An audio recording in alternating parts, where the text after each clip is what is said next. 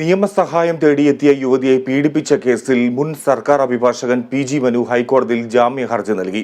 ആരോഗ്യ പ്രശ്നങ്ങൾ ചൂണ്ടിക്കാട്ടിയാണ് ജാമ്യ ഹർജി. ഹർജിയിൽ ഹൈക്കോടതി സർക്കാരിന്റെ നിലപാട് തേടി. വിവരങ്ങളുമായി എബി തോമസ് ചേരുന്നു.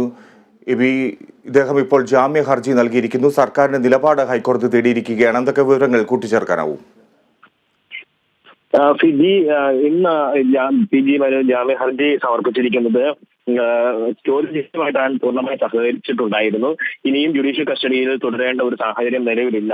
ഏത് ഉപാധികളും അനുസരിക്കാൻ താൻ ബാധ്യസ്ഥനാണ്, അല്ലെങ്കിൽ ഏത് ഉപാധികളും അനുസരിക്കുന്നതിന് ഒരു തരത്തിലുള്ള പ്രശ്നങ്ങളുമില്ല തുടങ്ങിയ കാര്യങ്ങളെല്ലാം ചൂണ്ടിക്കാണിച്ചുകൊണ്ടാണ് ഇപ്പോൾ ജാമ്യ ഹർജി നൽകിയിരിക്കുന്നത്. നേരത്തെ ഇത്തരത്തിൽ മുൻകൂർ ജാമ്യത്തിന് ഉൾപ്പെടെ വിവിധങ്ങളായിട്ടുള്ള ശ്രമങ്ങളെല്ലാം തന്നെ ഹൈക്കോടതിയിലും സുപ്രീം കോടതിയിലും എല്ലാം തന്നെ നടത്തിയതിനു ശേഷം അത് പരാജയപ്പെട്ടതിനെ തുടർന്നാണ് 3 ആഴ്ച മുമ്പ് പി.ജി. മനു പോലീസിൽ കീഴടങ്ങുന്ന ഒരു സാഹചര്യത്തിലേക്ക് എത്തുന്നത്.